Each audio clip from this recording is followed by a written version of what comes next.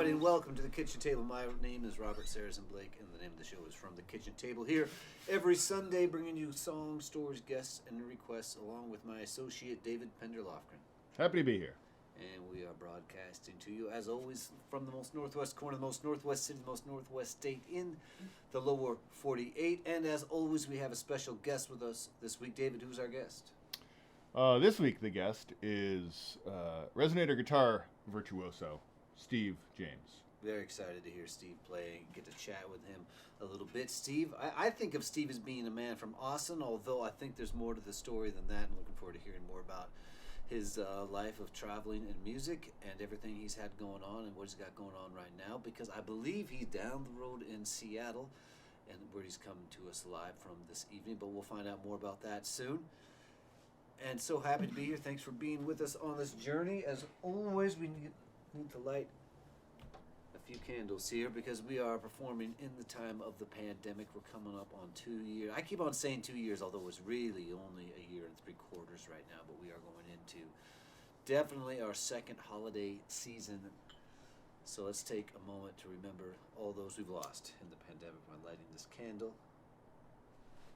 They're missed. We light a candle for everybody who is suffering out there, missing those people, empty tables, empty seats at the table on holidays. And we light a candle for hope, because as bad as things are, we always hope that it can get better, and we're also at the same time grateful for all the things that are going on. Speaking of hope, we are going to send this song out to Julian Assange. And we have hope someday live a life of some ease and some freedom that he has not had for a very, very long time.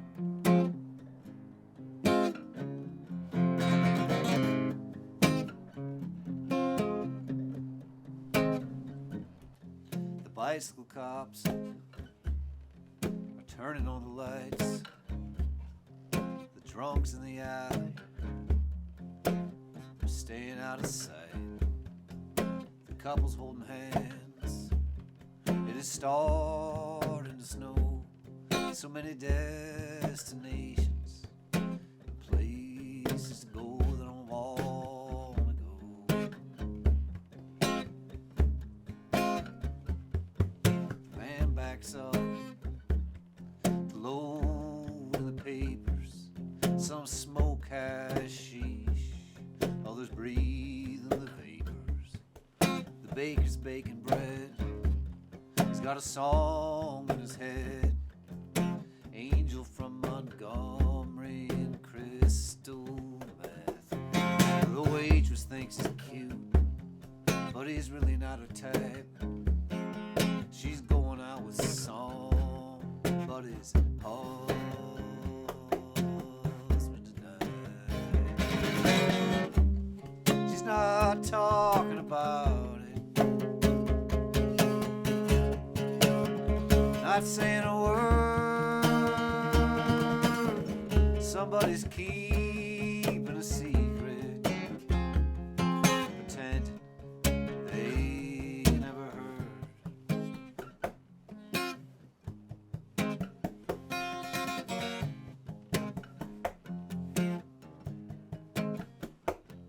On the civic Christmas tree, the lights they are blue, just like the ocean. My heart and the Smurfs are first season together, being apart. I haven't kissed you since August. Now the days are getting longer. You're in another man's arms, far away from here, smoking strong whiskey, credit cards and fear. You've taken your jacket off, your bra and your shoes, but he doesn't see you like I do. 'Cause you're not talking about that anymore. Last time I brought it up, you walked out the door. You're not talking about it. not saying a word.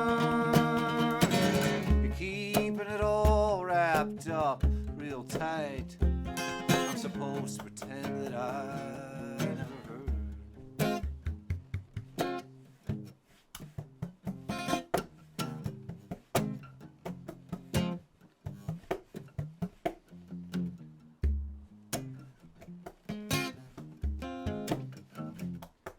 The choppers went low and the guns opened up. The bullets flew and the people got shot.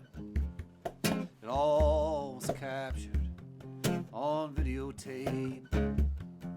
One brave soldier helped the footage escape. Private Manning stepped up and spread it around. Turned the light on, they brought Manning down to isolation, 23 hours a day. Said pray for my captures on New Year's Day.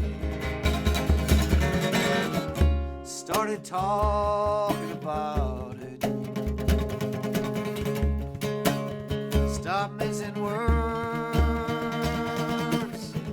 Sits in isolation. Soul rolls with the bird.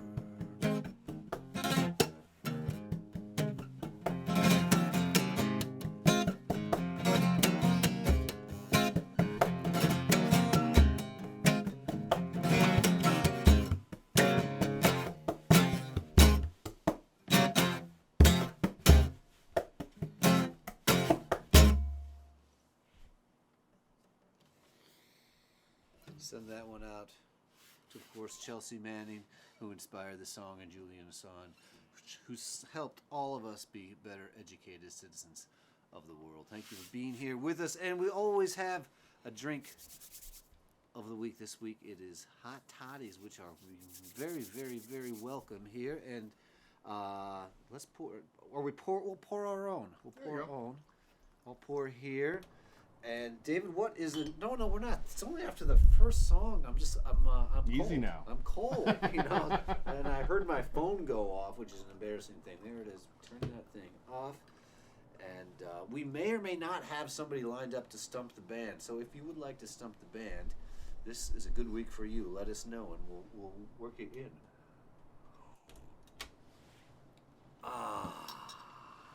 Last week we had Judy stump the band. We also had Judy from Guelph, Ontario. She sent us a care package with all the fixings for what we call in the United States a Canadian Caesar. Of course, across the borderline they would just call it a Caesar. And she called in to stump the band, and she said Joni Mitchell. And I thought, I know some Joni Mitchell. And then I thought, I actually don't know that Joni Mitchell that I knew once. So I thought I would brush up on a little Joni Mitchell for Judy from last week. I'll sing it for you now. And please, everybody, do write in the comments where you're listening from. It's nice for everybody to know just how far and wide this kitchen table extends. Are you listening from California? Are you listening from Louisiana? Are you listening from Vermont? Are you listening from New York City? That's what we want to know. Are you listening from Michigan? Are you listening from Michigan? What we want to know is, are you listening from Michigan? Because Michigan is a very big state. It's right there between two very big lakes. They got a lot of people and they got a lot of ears, and we want to know if you're listening from Michigan.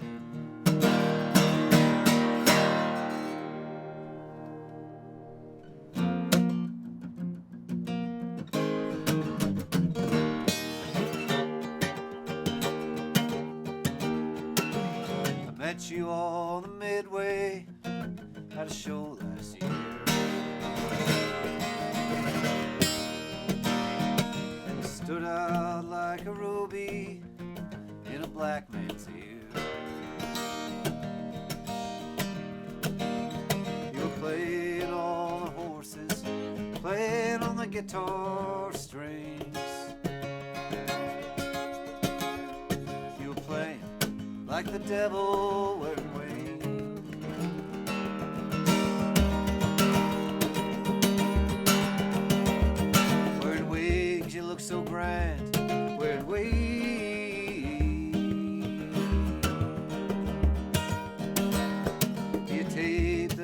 shoulders just to say.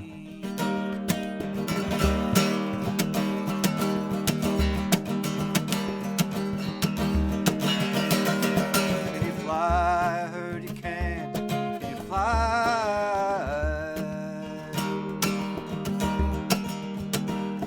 Like an eagle hunted from the sky.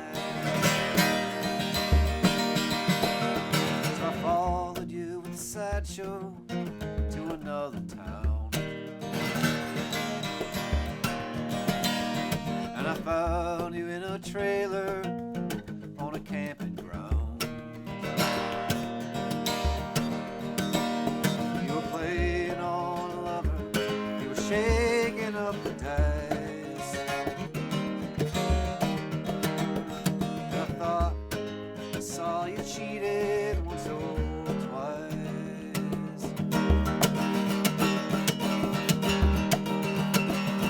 Once or twice I saw you bid, once or twice. Were you wondering, was the gamble worth the price?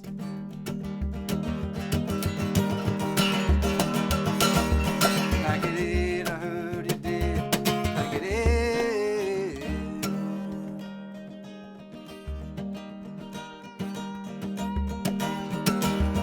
Was it hard to fold a hand you knew you could win?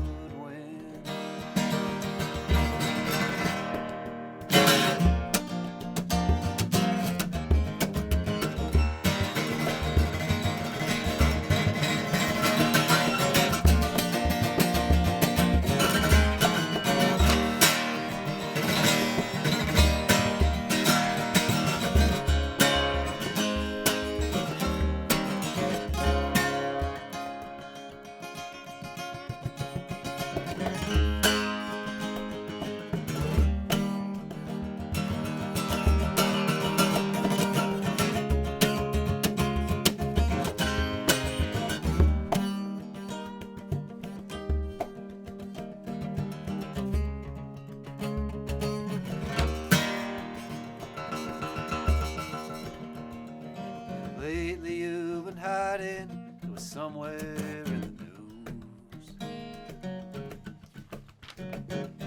And I'm still at these races with my ticket stubs and blues.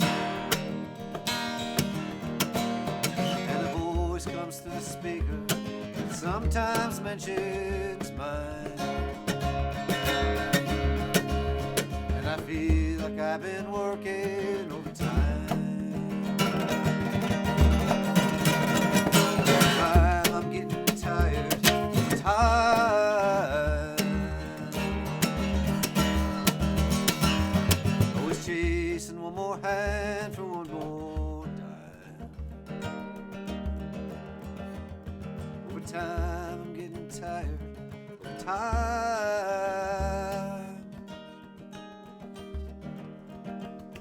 I envy you the valley that you found. Midway on the midway, I'm midway on the midway coming down. Midway on the midway, midway on the midway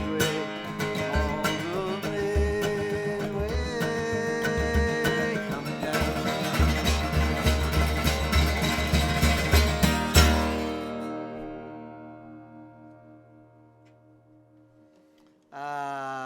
Thank you, Joni Mitchell, for all your years of wonderful, wonderful songs. Thank you for Judy for requesting that and giving me the chance to brush up on it a little bit. Might have missed a lyric in there, one or two. I did indeed. What was it?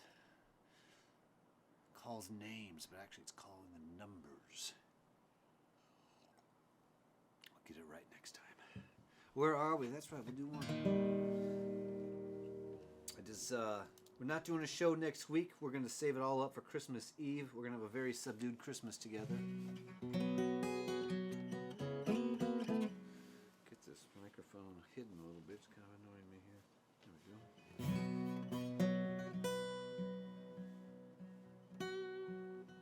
please do keep that in mind. Christmas Eve, 5 to 7. The kitchen table will be running, playing a variety of songs that have something to do with the holiday season.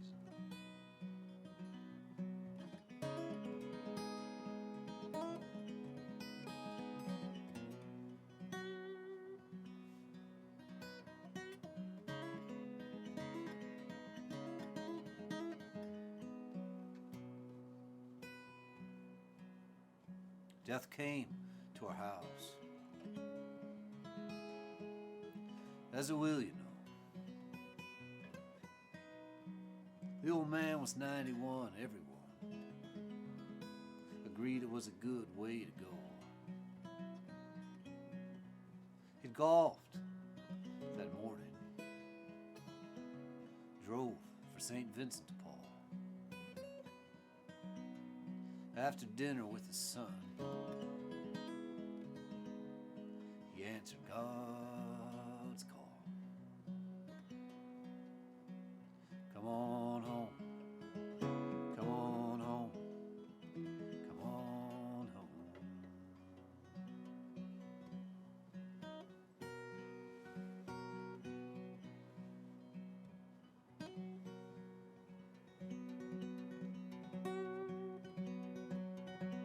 Death sticks around after their body's gone. Old blue sweater in the closet, unraked leaves on the lawn. His mail still arrives. Each day it slides through the door. But when the game is on, everyone remembers the score. Come on home, come on home, come on home.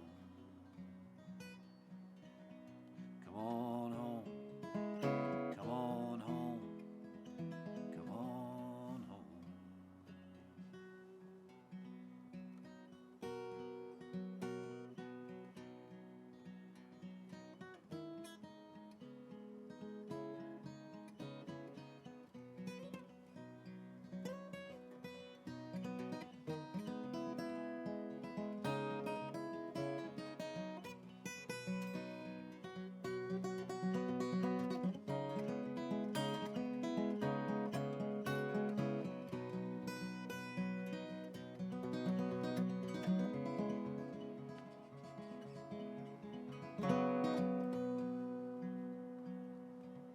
Death loses its bite, but it never goes away. We all knew something was missing at the table Christmas Day. Sat around a little longer than we usually do.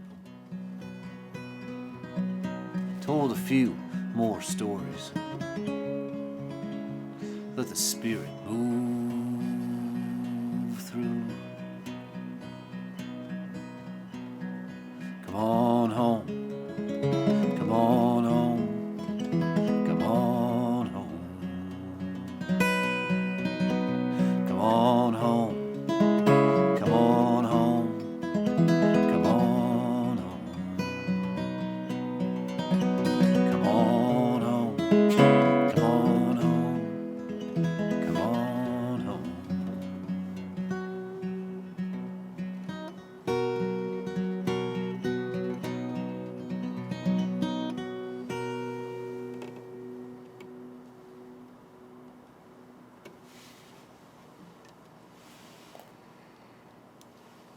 And it is time, of course, now for the third song check-in. Thank you, everybody, for being with us here at this kitchen table that stretches absolutely anywhere where the internet signal is strong enough to receive it, and a few places where they have to catch up later on after downloading in some other way or fashion. Thank you for being here, everybody, and looking forward to hearing from David where some of the places are that people have called in from and any other news.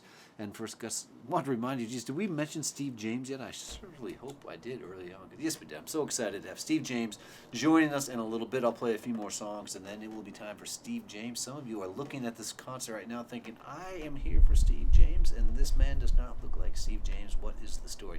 That is the story. My name is Robert Sarazin Blake. David Penderloffen on my right. David, what is happening in comment land? Well, Robert, it looks like we have at least a first for Clay Fried. He says his location on the road, first stop, digital tip jar. Thank you very much. Thank you, everybody who supports us, and we hope that is you. Send us a few dollars in the digital tip jar, and we'll be sending some of those digital dollars to our friend Steve James. Of course, it's kept us going, kept me going, particularly, and I really do appreciate your support, keeping me in the practice room and at the kitchen table.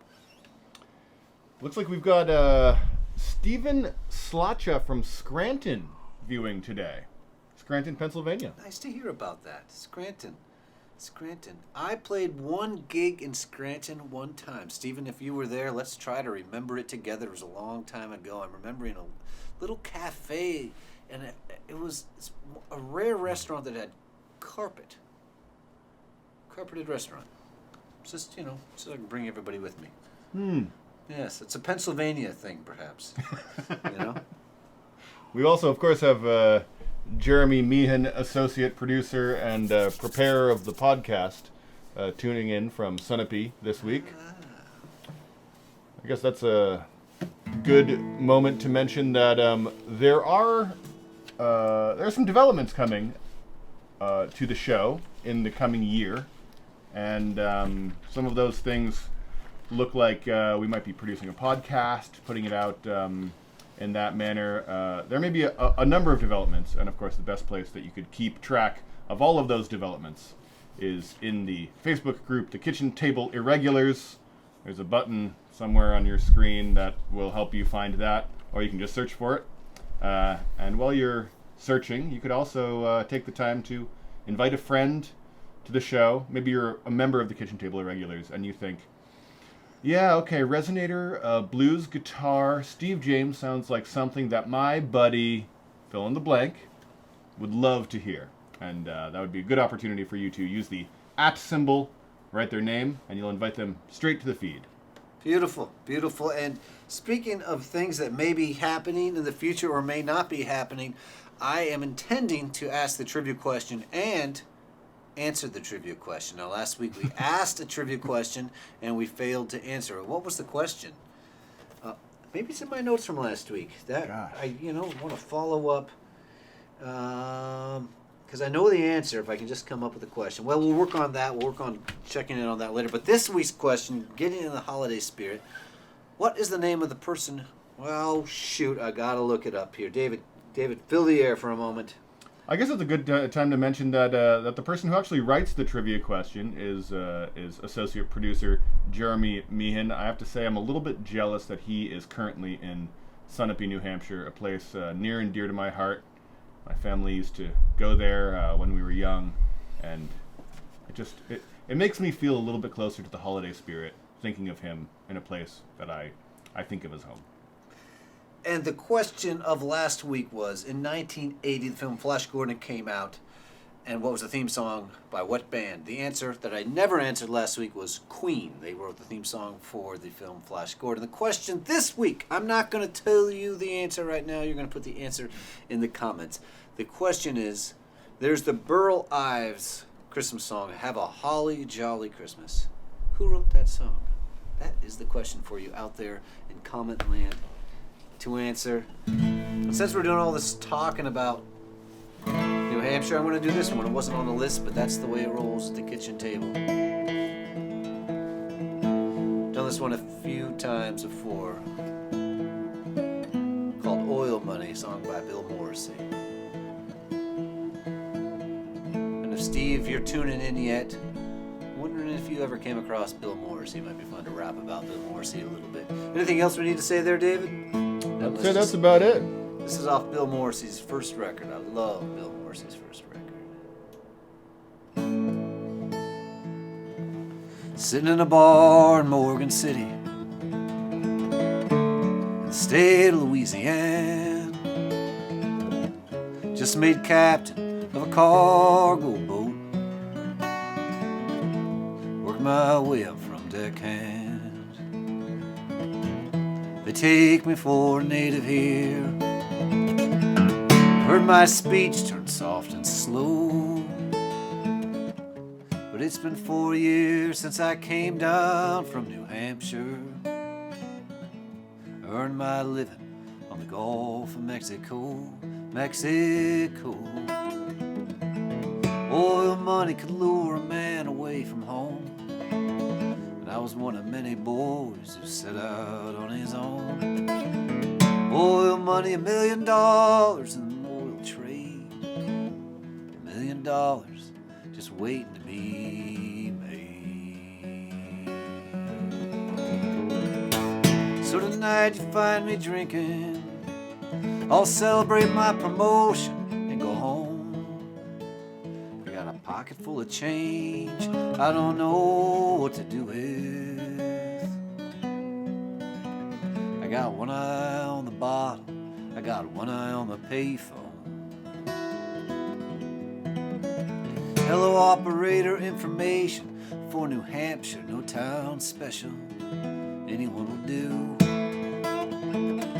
There's no one left back there for me to talk with, I just gotta hear somebody talk the way I used to.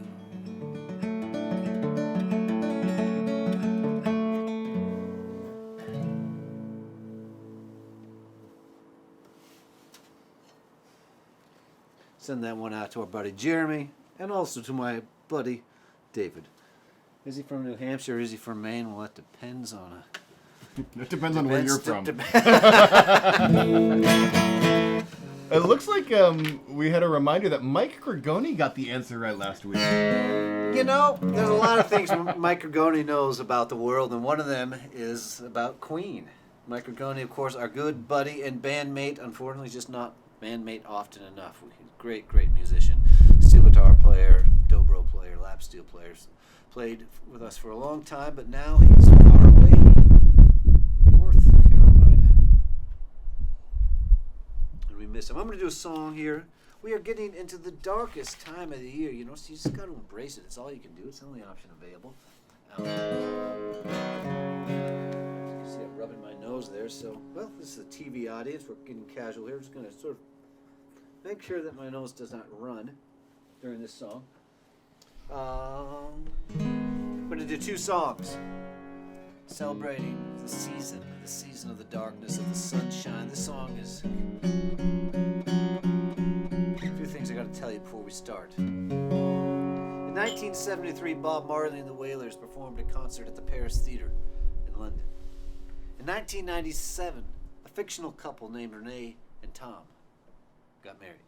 In 2001, on September 11th, the World Trade Center in New York was crashed into by two airplanes, killing just shy of 3,000 people.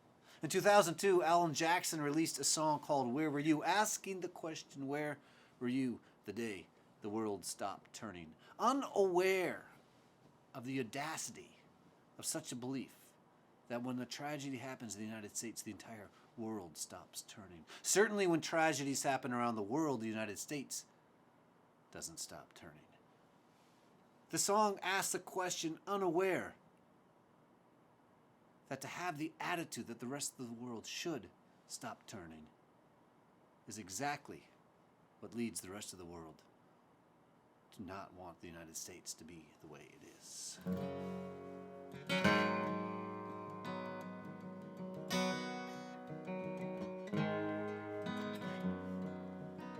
In 2017, the fictional couple Tom and Renee took a trip to Oregon to see the moon cover up the sun in a solar eclipse.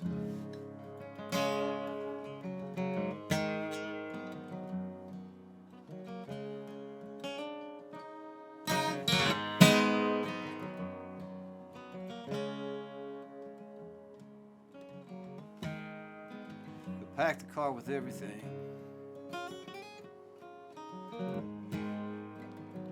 Ice chest sunscreen and shades.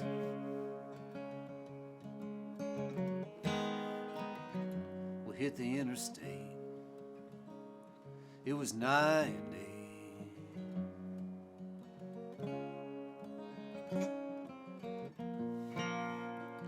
News had us frightened. Hordes and madness. But it wasn't too bad. We left the kids at home. They didn't want to come. Someone made a joke about them burning the place down. Tried to tell them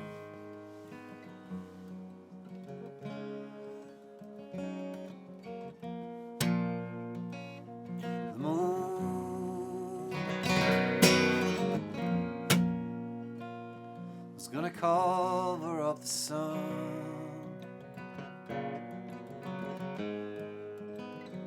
Been 20 years since I married Renee. I've lost hair. Renee's lost weight. We pay the mortgage. Internet TV. The kids watch movies.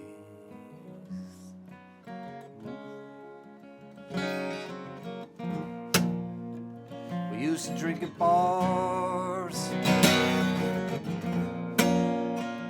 Renee be swearing at the bands.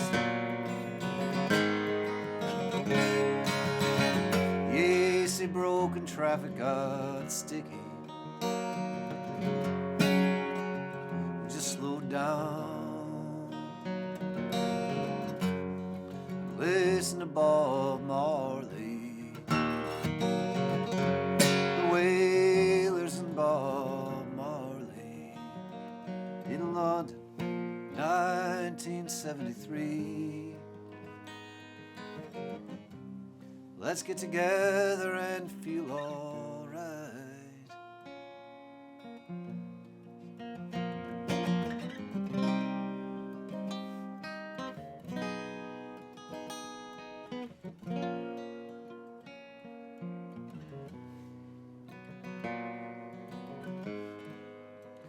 A few miles from the campsite, road crossed a creek. Pulled over. Didn't speak. Renee was smiling. We walked in naked. I could almost cry at the beauty of the Oregon August hills.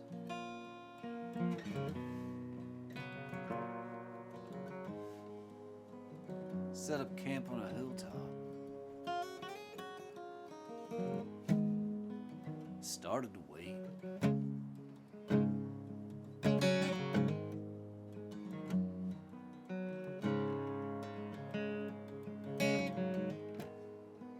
Talking in voices lowly. Heat moving slowly. Kids kicked a ball. Pack of birds watching us all. Just wait. Wait.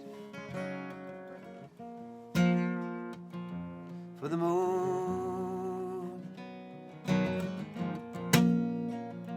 to cover up the sun.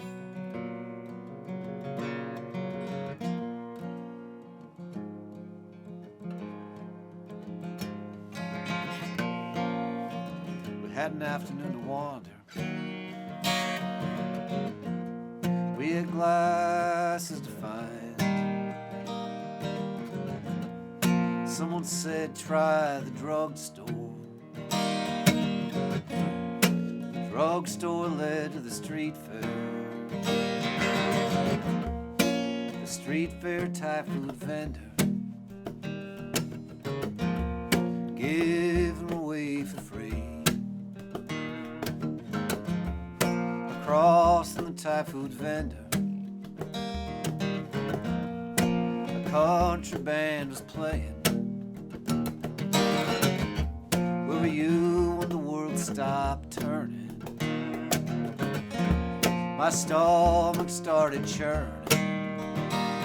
If you don't know the difference between a right and a wrong, you shouldn't give your son a gun and tell him to kill him. Kill him. Go kill him.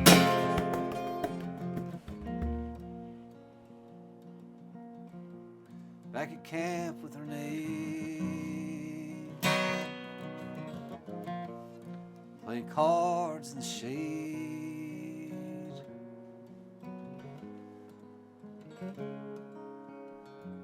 Everyone was restless when we rose. Couple hours to go. Anticipation.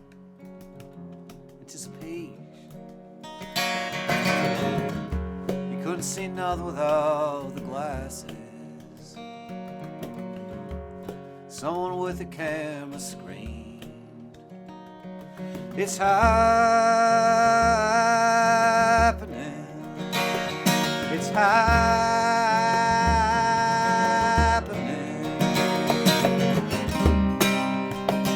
The moon is gonna cover up the sun.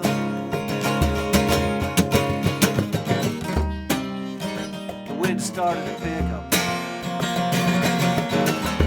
I said, let's split a beer. Renee held a blanket. I think it was fear. Then it was darkness. Then it was darkness. Then it was dark.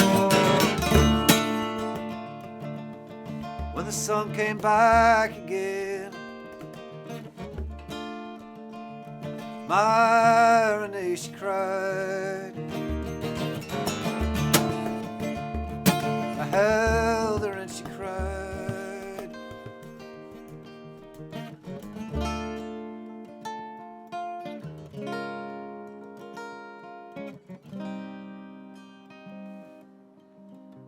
Let's get together and feel all right.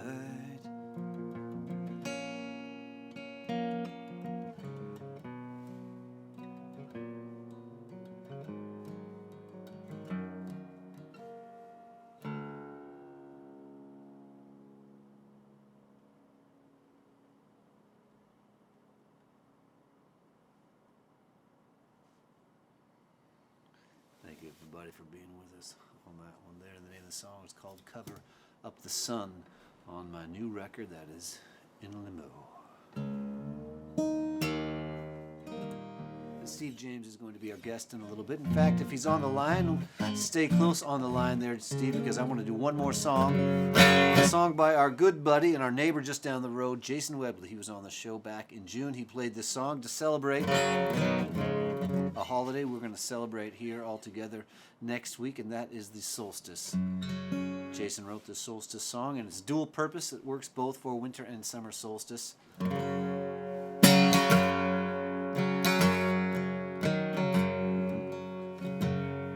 Longest night, shortest night, Let's all do a pagan rite.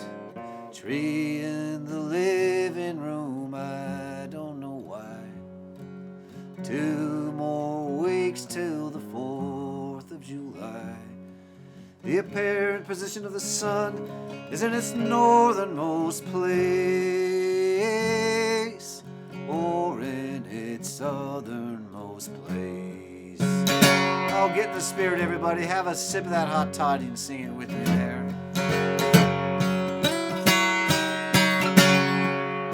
The shortest night, longest night. Let's all do a pagan rite. Tree in the living room, I don't know why. 2 more weeks till the 4th of July. The apparent position of the sun is in its northernmost place, or in its southernmost place. Happy solstice, everybody. In the words of a woman who used to come into the coffee shop that I worked at when I was 16, it's the longest night of the year. Plenty of time to do all the things you really want to do. And we're going to bring in Steve James. So happy to be here at the kitchen table, bring in our friend Steve James. He's been at the Jamboree. Not enough. A couple of times we've had him. I think it's about time we had him again. And I'm going to put in my ear here. And David, do we have Steve on the line? I bet he's just around the corner. He's around the corner. Maybe he's pouring himself a refreshment of this, that, or the other thing. And, you know, I know a lot of songs, so we can just keep this going. Oh, there he is. There he is. And I'm not hearing him yet, but I see him. Steve, can you hear me? Yeah, oh yeah. All right. How are you doing? Good set. Is it all right so far? Very nice. Oh yeah. I mean, you've seen a lot of music over the years. I might just put that in my bio right now. Nice set, Steve James. You know, is that a D35 there? Yeah. I got all the 35s, man. I got an A35, BC, D35. Hey, what's the story? Are you living in the Pacific Northwest? Yeah, I've been living in Seattle for several years now. Several years. I'm the last guy to get an invite to your holiday party, I guess.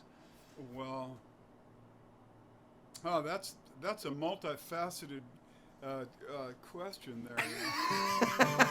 Starting with the assumption that I would have a holiday party. I even believe in holidays. You know? I was talking to a pagan the other day, and I said, "Dude, would you lighten up?" You know. So, no, seriously.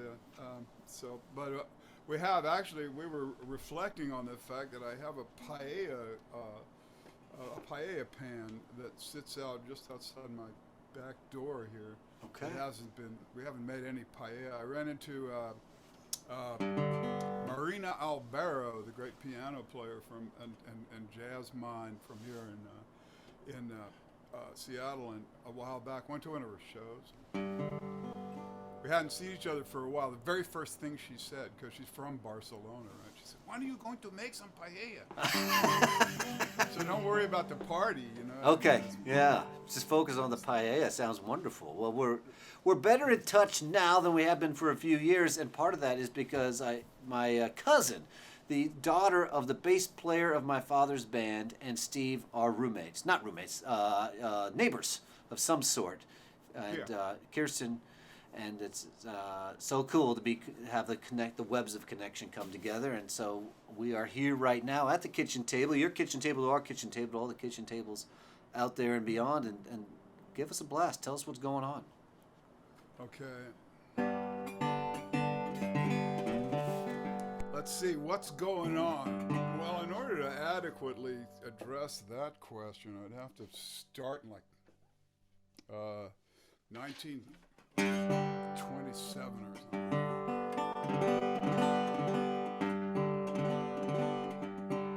How does this look? It looks pretty nice, huh? With a microphone in there, shows.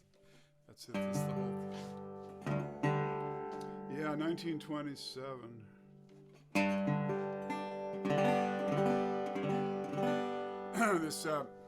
This guy who sort of looms large in our personal cosmology was was in the recording studio playing guitar and quills. And at the same time, unbelievable thing, a guy from Texas named Henry Thomas. He was from Bladewater, I think. So, and he actually inspired me to have some quills made, and hopefully will inspire me to actually learn how to play the doggone things. But until I do that adequately, what I'm going to do is I'm going to interpret one of his songs to start out with, do a little mini Texas set, because I think some of you know I lived most of my life there. And what I'm going to do is, instead of playing guitar and quills the way Henry Thomas did, I'm going to play the guitar part and the quills part both on the guitar at the same time, and do this song by Henry Thomas.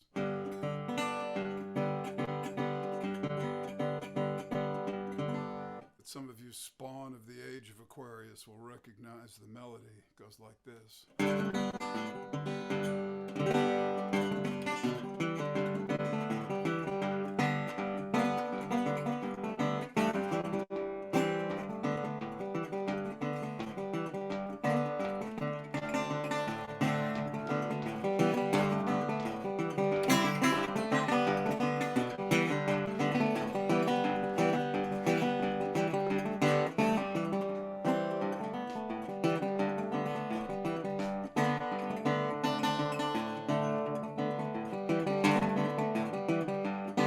I'm going away and it won't be long.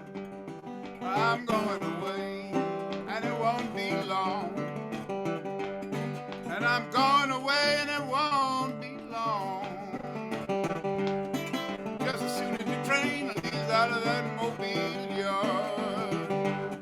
As soon as the train leaves out of that mobile yard. Just as soon as the train leaves out of that mobile yard. So you can shake your hand and tell your papa goodbye. Now you can shake your hand, tell your papa goodbye. And you can shake your hand and tell your papa goodbye.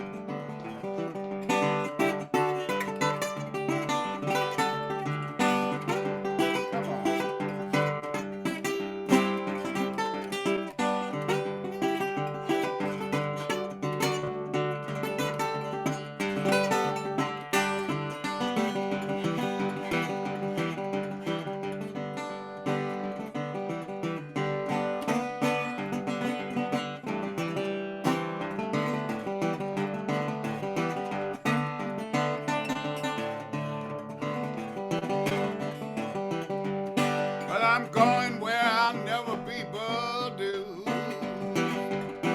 I'm going where I'll never be burdensome.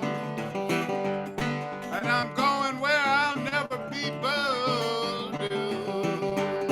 Or you can shake your hand, tell your papa goodbye. Shake your hand, tell your papa goodbye. And you can shake your hand and tell your papa goodbye.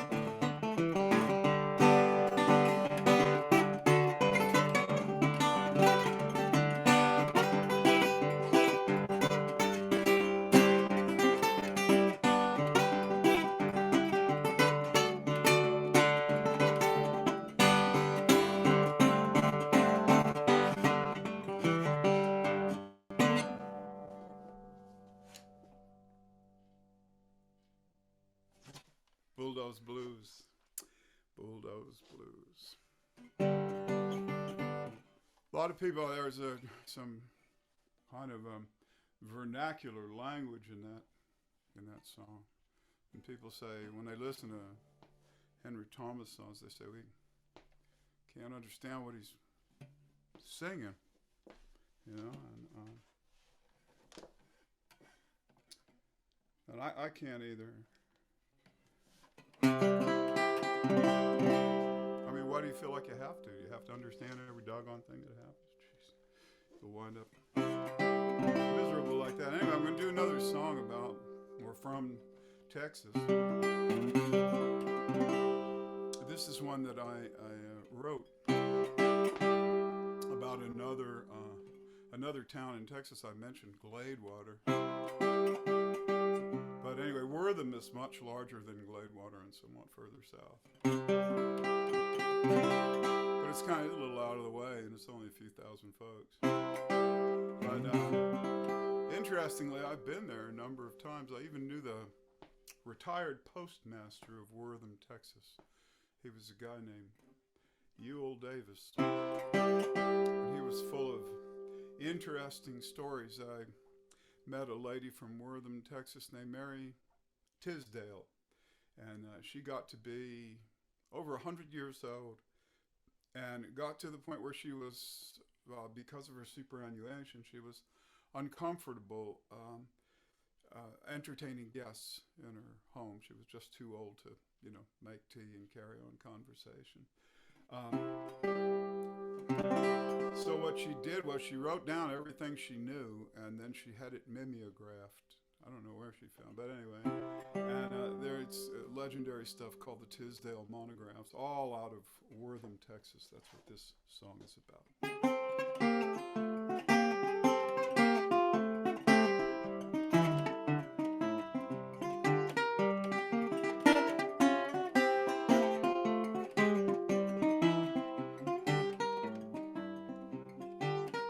I was leaving out of Dallas with a pocket full of money and half a pint of gin. But I don't have to tell you when I got to Corsicana all about the shape I was in. Well, I come down here 'cause I heard that's where you'd been.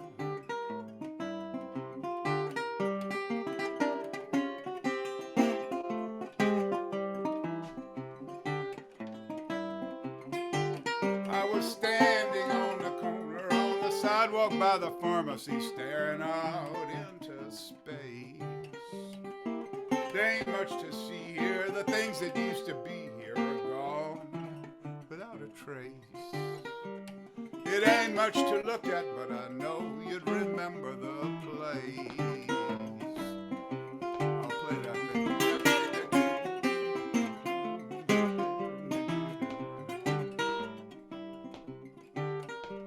Just past the city limit sign, don't the evening sun shine pretty going down?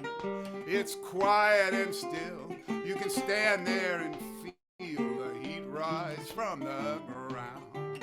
And the leaves shaking on the trees is the only sound.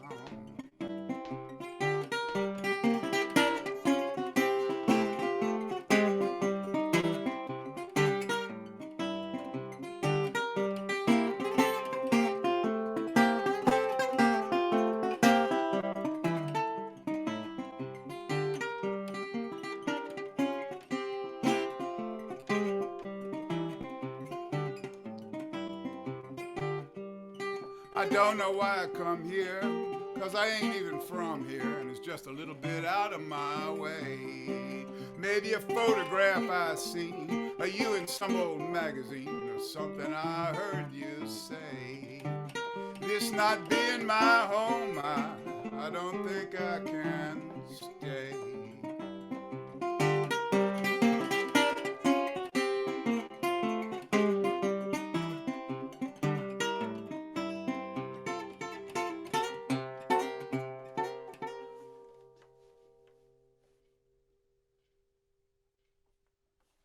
Those were the Freestone County Blues.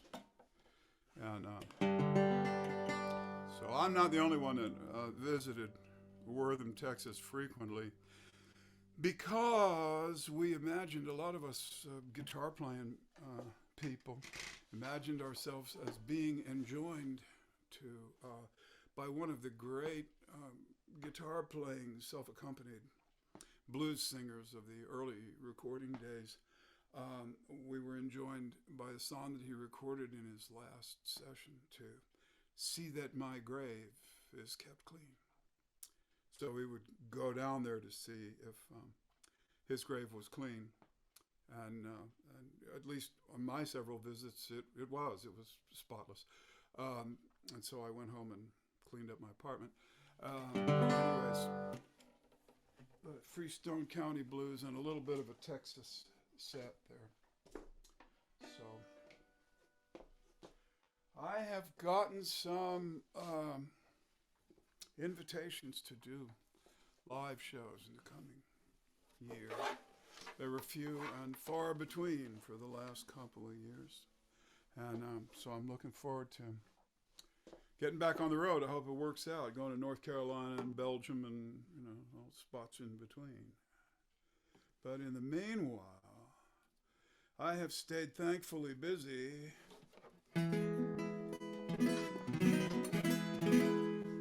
during our time of relative isolation and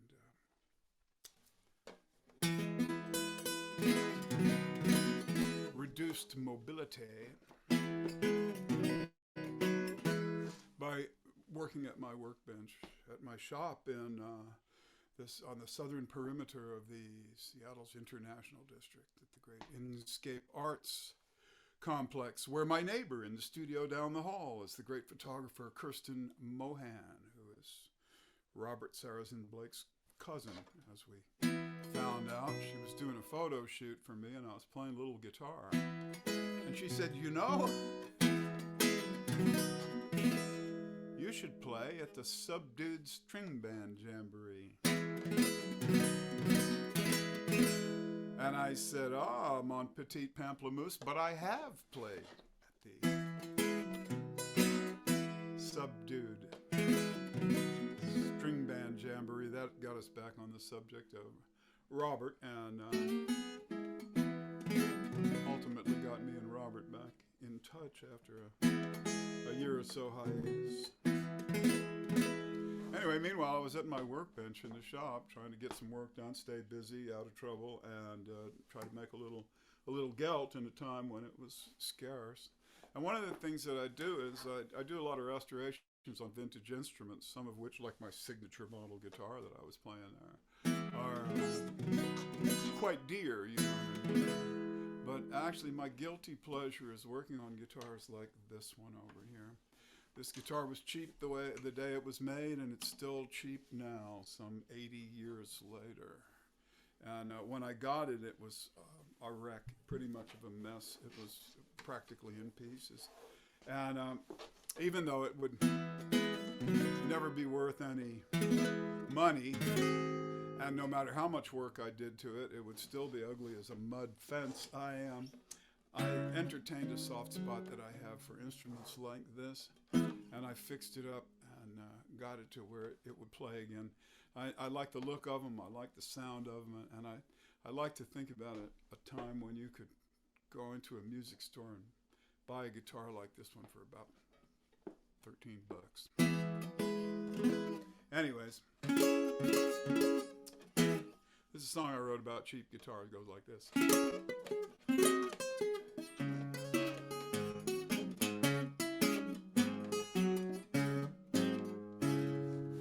Down at the music store, they told me you might as well throw it away. It's been stepped upon, left out in the rain. It looks like this old dog has had its day. I love my guitar. I don't care what they say. It's just a plywood box with the grain painted on, but it sings to me in harmony when I'm all alone. I love my guitar. Play your guitar.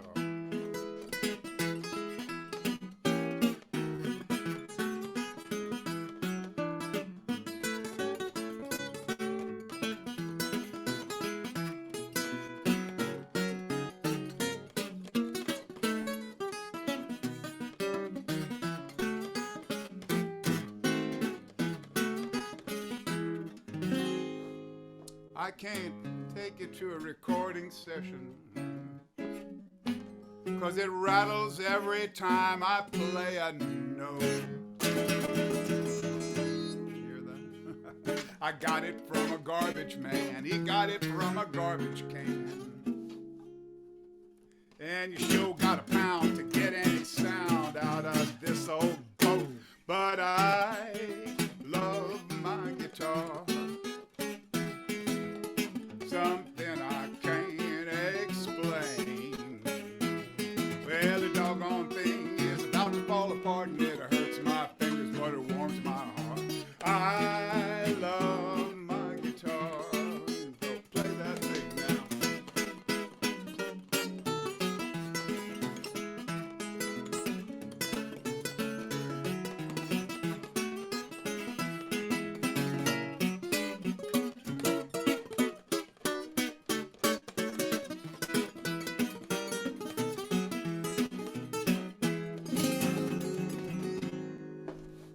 This guitar is all weathered and worn. It was built way back before I was born, and that was a long time ago. You know, it ain't brand new and shiny like the ones in music stores, but I'd much rather pick on this old stick than any one of those. I love my guitar. Talk to me, baby.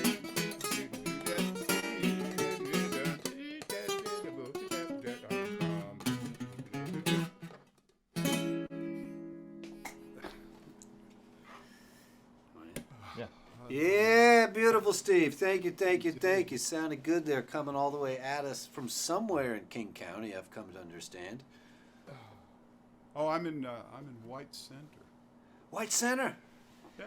But you're looking for a new place. Can we say that on air? Yeah, I am looking for a new place.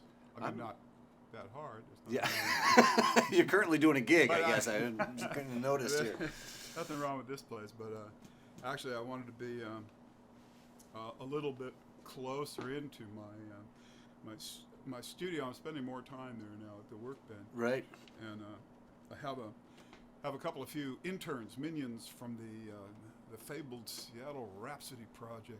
Oh, cool. Which is an extracurricular youth music program that's run by some friends of mine who are largely worthless in every other respect, but they really have devised a wonderful program. And I've got some young people coming in to learn luthiery skills, how to work on guitars and stuff like that. Very cool. So anyway, I want to be closer to that work and to all the junky guitars I'm working on. Yeah. So I'm kind of looking around. Also, Seattle is such a neat place. You want to. Well, now there's so many places you could live in Seattle. Okay. White Center is just one. I've spent a little more time in White Center recently, more than I ever have before, and I've went, wow, this place is great. There was a fire down there, so a couple of the things, businesses are slowed down for a minute. Yeah, there was a big fire in downtown White Center. Yeah, the Italian restaurant. Kind of blew up everything from the Italian restaurant through the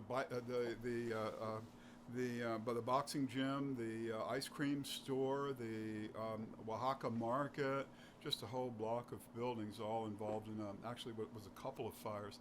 And the locker room, the oldest, longest running of White Center businesses, was a bar that I remember walking early in the morning in the dark to the bus stop, and I'd walk by the locker room, walking from my house in White Center. I walked by the locker room at 6:30 in the morning, and they were open. They had a crowd. They were drinking beer, and they would cash your veteran's disability check right out of the register.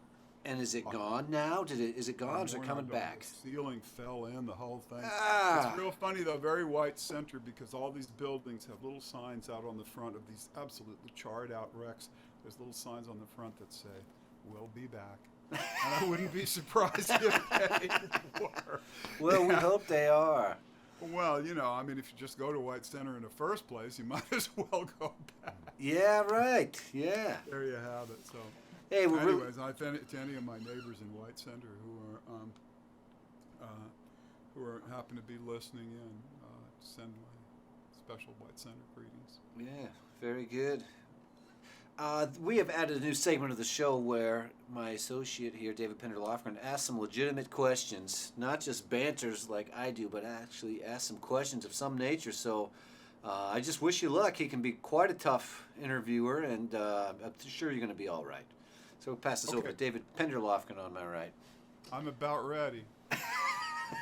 Well, Steve, you asked me to treat you like Terry Gross, which, you know... Well, that's only because the name Barbara Walters came. If we can find a happy medium there, you know. Well, I mean, Right. as you and I both know, the thing that makes Terry Gross is that she does her research. You know, she comes in with knowing someone's entire backstory. She probably knows the way they're going to answer the questions. Since we had that discussion, there's been about an hour and a half, and for an hour of that, I've been playing music. So I did take the time to read your Wikipedia page, and based on that, I'm going to sling some tough ones at you. Ready? Okay. So, you told us before the show that you were 20 years old working in New York City at a guitar shop, right? Well, guitar manufacturer, yeah. Okay. And your Wikipedia page says that your first record came out in '93. Is that right? No, as a matter of fact, I hate to say this, Dave, but all of the information in Wikipedia is wrong. It was posted by this really stupid girl from Ohio who ran into me at a guitar camp and couldn't believe that I didn't have a Wikipedia page. And so the whole thing is like 1993. I'd been making records for years in 1993. I already had like 3 albums out by 1993. That was just the first she knew about it. I think it was the year she was born or something like that. You need to find another millennial to update the Wikipedia page, man. Onward. No, I made record albums in the 80s. I did some recording in the 1970s, actually, and then I just threw them out. But so you've anyways, been working on guitars, building guitars, playing guitars, recording since at least you were 20. Is that true? Yeah, that's right. I started playing the guitar when I was 12.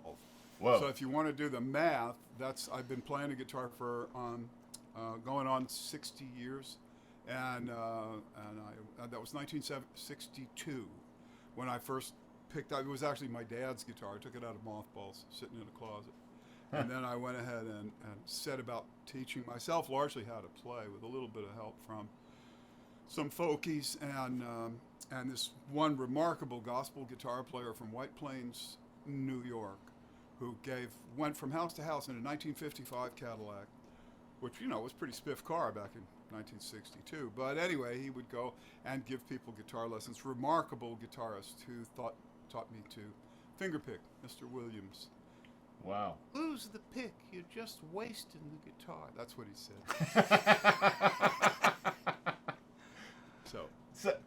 So you start learning that. I guess I'm curious. I'm not a guitar player at all. So I want to know if building guitars or working on guitars, you say you've done a lot of work on like repair work. Does the practice of constantly being inside a guitar or working on a guitar, does that impact the way you play a guitar? Yeah, it does. And as a matter of fact, that's why when I was like 19 or 18, something like that, and I was getting serious about music, you know, I learned what the notes on the staff were and like what a chord was and things like that. And I was becoming insufferable, you know, as 19-year-olds will do, especially with the kind of substances they had at the time.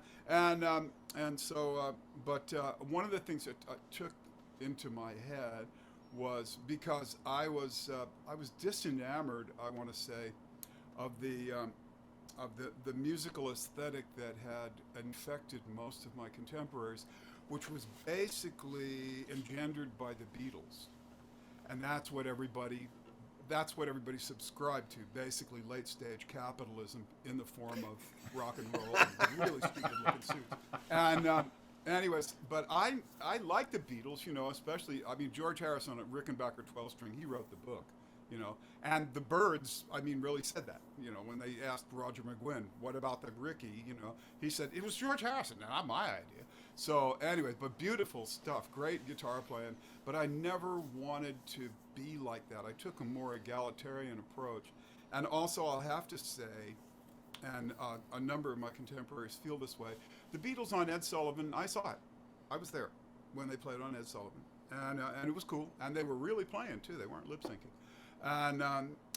But there was another show that was on that same year, 1964, that was much more important to us, and that's when Mississippi John Hurt joined Pete Seeger on his Rainbow Quest program on public TV, and that was the great leveler right there. That ruined the lives of so many people living within the broadcast radius of that television station. That I keep running into them, my contemporaries, that say, yeah, well, I was doing fine until Rainbow Quest with Mississippi John Hurt, and then after that, impossible. Grades went right downhill. I stopped speaking English. It was just unbelievable. And that was really a lot of my inspiration. As far as building the guitars, I took it into my head when I was a kid. I said, if you knew how guitars work, you'd be a better guitar player. So I got a job as grunt labor in a small guitar factory and did learn how guitars work, and it did increase my understanding of them and make me a better player. Not in the way that I presaged, but in a way that I never could have presaged because I was just a kid, Wow. Yeah. Thanks for that. Well, what are you going to say? That. I'll turn you back over to Robert, and then maybe we can get a couple more tunes out of you. Okay, sure. I just want to tell everybody that, we've got request time coming up and, chat with the audience, interface with the audience and stuff like that. And I just want to remind you people, before you jump too smart, that I do have one of these, and if you don't behave yourselves, all right? It's just right there. There's our friend Steve James. The banjo gets a bad rap sometimes. You know what else gets a bad rap is the guitar banjo. What is it called? A guitar Joe or a Banar? Well, actually, I'm responsible for the revival of the nomenclature Git Joe, because it first occurred in print after I'd heard it used by the great six-string guitar banjo player Danny Barker in New Orleans, from whom I actually got some instruction. I went to New Orleans to, take a lesson with Danny and get his take on that, and he called it a Git Joe. Okay. And then I wrote an article for Acoustic Guitar magazine called "The Git Joe Rides Again," and I wrote this thing about the guitar banjo and the different people that played it over the years, and then people started calling it a Git Joe again. Well, Really I still may be the insufferable 19-year-old version of myself that you spoke of earlier, and I had an attitude about people who wanted to play banjo but were playing the Git Joe because they wouldn't learn banjo. I had a bad attitude until I read Django Reinhardt's biography and learned that his first instrument was the. Did you ever hear that stuff? No. That stuff that he recorded? Yeah, I haven't heard it. What was the guy's name? I always blank on the accordion player's name. He was one of the most popular recording musette players. Right. Recorders of French style, Parisian style musette music. And what musette music was highly decorated, really busy waltzes and polkas and similar things to that. The lead voice was an accordion, and it was often doubled with a guitar banjo. And if you go around Europe, you still see the things in every thrift shop, antique store. There's European-made guitar banjos all around, and there are many recordings of Django Reinhardt with full use of all his fingers before the fire. Wow! Django, playing his whatever off, and on this musette, which is basically based largely on accordion acrobatics. Nearly physically impossible accordion virtuosity. And so then it probably doesn't lay out all that well on guitar, but Django could handle it. No, it's the guitar banjo thing, but he played a very fleet single note style. Yeah. And you can see once he hurt himself and then made that miraculous recovery. Do you know that he was burned in a fire in the caravan where he was living, and it was. The doctors said that he wasn't going to make it because his burns were so bad. And his wife at the time came and stood over his bed and said, if he survives, he'll be good for nothing but begging. And she left and was never seen again, right? As Django Reinhardt lay unconscious in bed, covered with burns from this fire. And then once he regained consciousness, he had only partial use of these two fingers on his left hand, fretting hand. He only had full use of two fingers. Right, well, that was all he had. And he went from that to Django Reinhardt, and I'm talking about with a capital D-J, right, in 6 months. What? Yes. Wow. Absolutely. It's all there. Yeah. You talk about wanting to. That guy was motivated. But anyway, I used to play guitar banjo, and then I love it. So I love that you connected a dot there for me. It's not just that he happened to start on the guitar banjo, but actually the style he developed was due to part the type of music he was playing and the type of lines that were required. Musette, is it called? Yeah, musette. It's Musette, a form of yeah. early 20th century French popular music. Yeah. That goes back to previous, social dance style and stuff like that. But and it largely became associated also with the Roma people that lived around in France. Right. Because, any kind of music that was being played at that time was soon fell into the grips of the ever facile Roma, of which Django Reinhardt was I'm one. loving the education, and I'd love to hear another song, and then you and I are going to go back and forth into no man's land of whatever happens around the kitchen table at a certain point in the evening. But we're not quite there yet. You might even have an idea of what you're going to play here for your next song. I want to play a folk song. Well, this happens to be a folk music program. Since we're gonna, I'm gonna do one anyway, though. Jeez Louise, So no, because we're gonna have a stump the band deal, here in a minute. Eat your hearts out, you little smarties. I'm gonna play an instrumental thing on a baritone 12-string guitar. Why would anybody have a baritone 12-string guitar? Well, the melodic content of this instrumental that I'm going to play is one hint. And for those of you who are out there about to, looking forward to playing Stump the Band, I want you to tell me the name of the person whose music inspired this instrumental, which is called Latex Road Variations. And I'll give you a hint. It's a name devised from two nouns.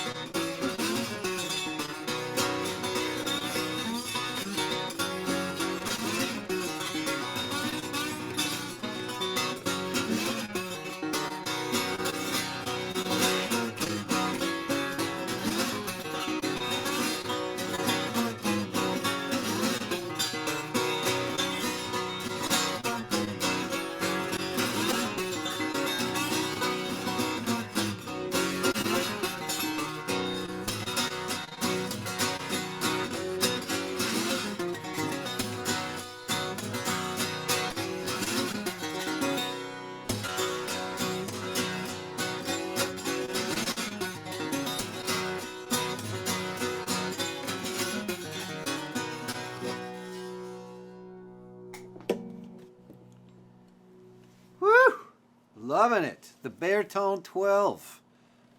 Gorgeous. Yeah, it's Gorgeous. I think at one point in time, all 12-string guitars were baritone. But anyway, this is, it's a 12-string guitar, but it has a longer fret scale and a bigger body size that allows it to be tuned an entire fourth below standard guitar pitches. And the most massive pick guard that has ever been seen on the planet Earth. Actually, this guitar it was built by an English luthier named Ralph Bowne, who's a colleague of mine.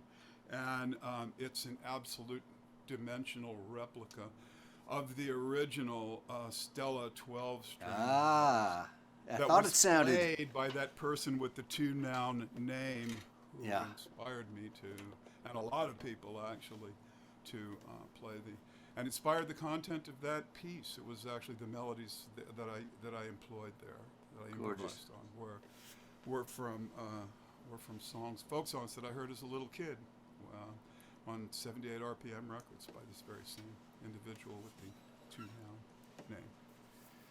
Woo!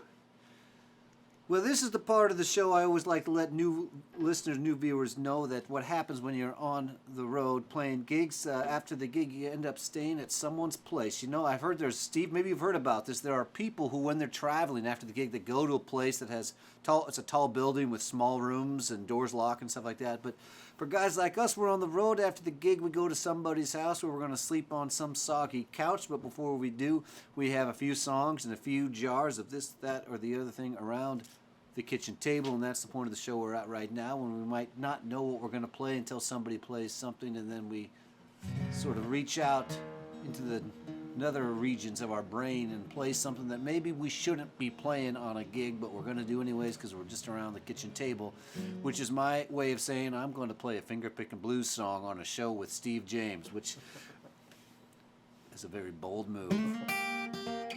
But I thought I could get a story out of you if I played this song. Turns out I didn't even have to, but I'm still gonna.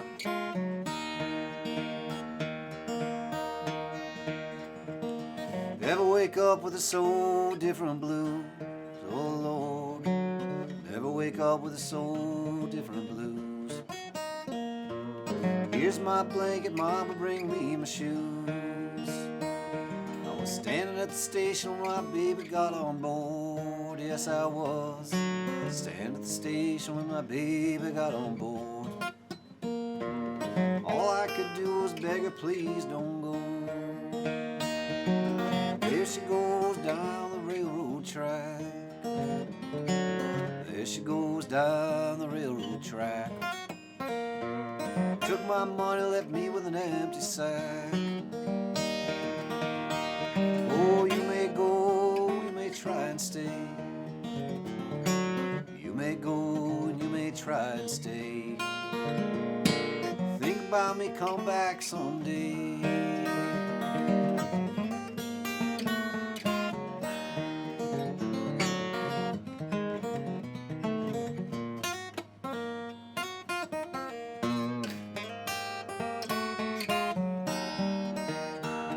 I never see your smiling face again, oh, I never see your smiling face again. Tell everybody I once had been your friend. Take a turn, take a turn. It's easy, you know how. That's my friend, don't you turn her away.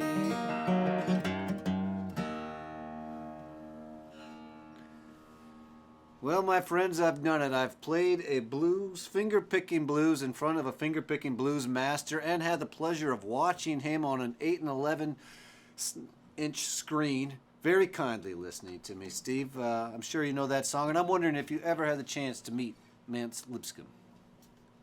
Yeah, I heard him play some and passed a few pleasantries with him. I was playing in a band at one time that was not based in Texas, but members of the band were from there.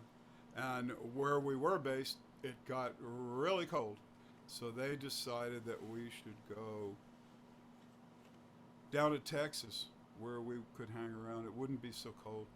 And we could buy some guitars. And anyway, we went down there, and then we were in Austin, and we were supposed to go and partake in this ritual of Hippie Hollow in Austin, where people would swim sans wraps by the light of the Texas moon. Happy to say I've done that myself. Yeah, well, I tell you what, I was pretty unhappy at the prospect, and I was in a car with these three others. This is when everybody in the world, except maybe some girls, had a ponytail.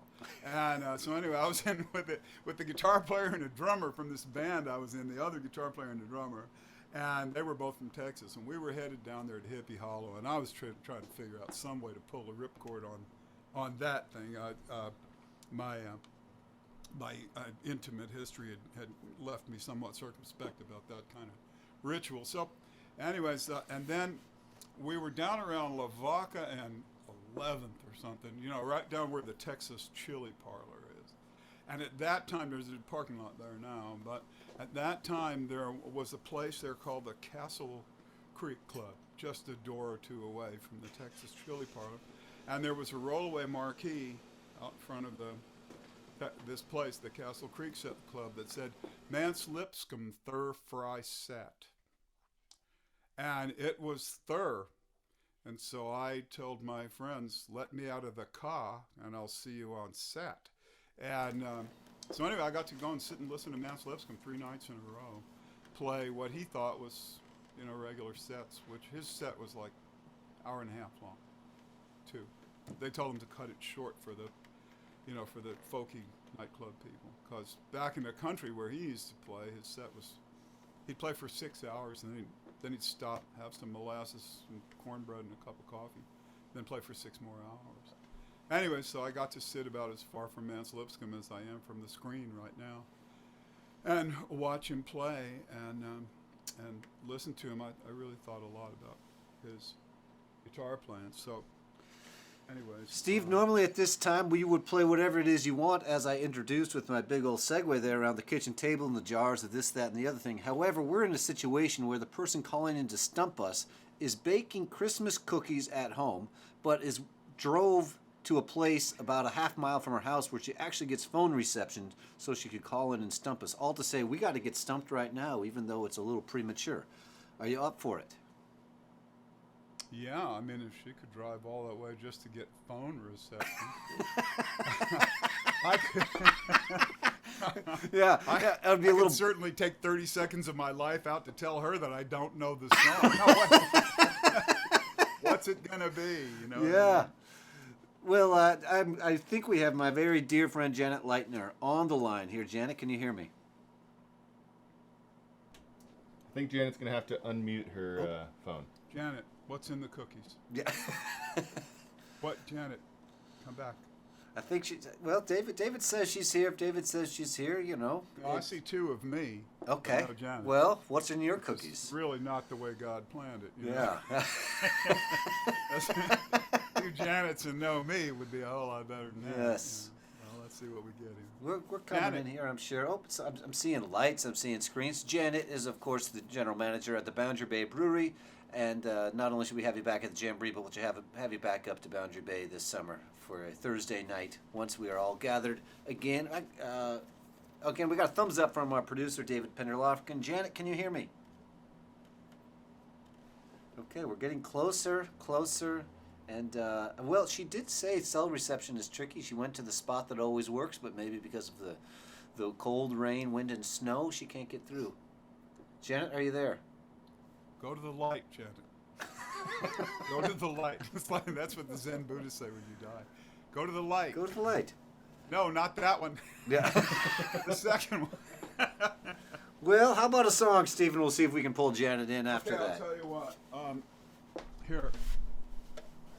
Just when you find Janet, right? Then just give me the finger and I'll quit. But I'm gonna do one good Mans Lipscomb deserves another one. When I was watching him play there at the Castle Creek Club in Austin, Texas, he played this one song that was a regular part of his repertoire, and the right hand move that he made, picking hand move that he made while he was playing that song scared me out of about 6 years of growth. Anyway, it's a cool, really old blues song. It's called Rocks and Gravel Makes a Solid Road.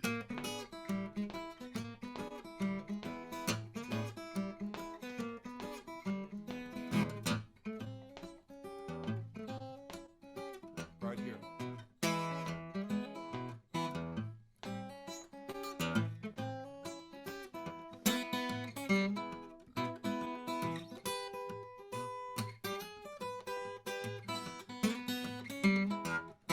Rocks and gravel makes a solid road.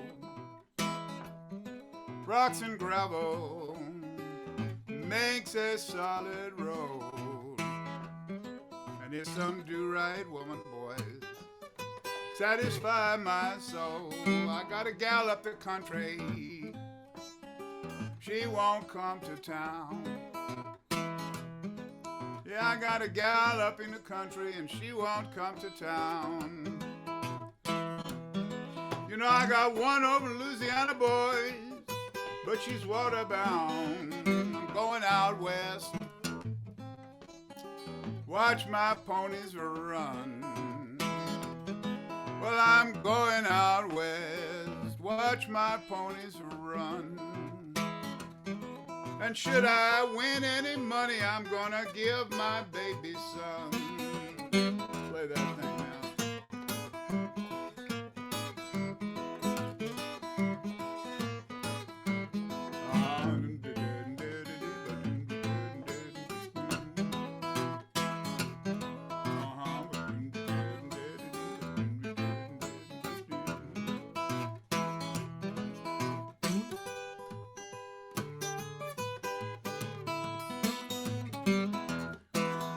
Here's my dollar, baby. You know I made it in the rain. Here's my dollar, baby. You know I made it in the rain. It might be my last old dollar. You can't spend it just the same. I don't see why you treat your daddy mean.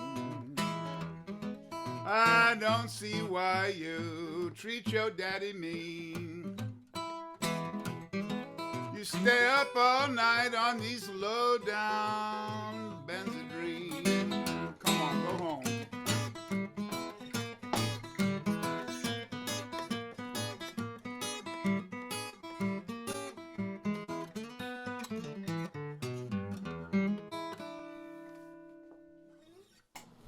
Woo! That's Steve James there giving us a little Mance Lipscomb. And what were you telling? Oh, he's still playing there. I'm talking over him. Right?